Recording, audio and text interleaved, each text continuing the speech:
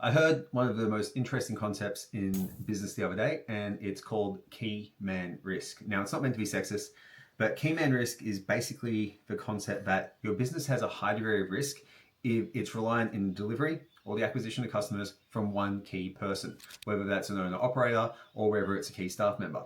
Now, the reason why this is a problem is because if key man risk exists at a high level in your business, you have a high degree of volatility. So, for example, let's say that person gets hit by the bus.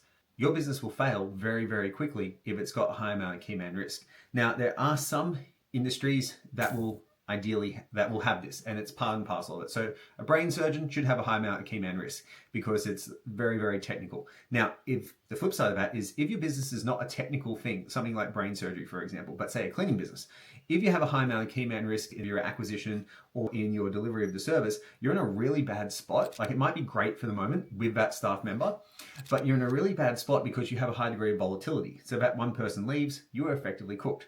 So one of the things that I do with my coaching and acquisition clients is we actually go through their business and identify where their levels of key man risk are. And every business will have some element of it. Ideally, with a service-based business where you're delivering a service to a customer at a house, you should have very little key man risk, if any.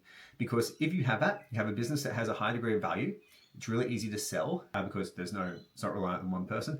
And what happens as an owner operator or business owner, you don't actually have to be there to deliver the product and or service. So if your business has key man risk, the key thing that you need to do is identify every single thing you do each day, map it out, document it, SOP it, and then take one of your staff members and teach them how to do one part of your job. By doing that, not only will you create more time in the business to work on the business, you'll also make a more financially valuable product.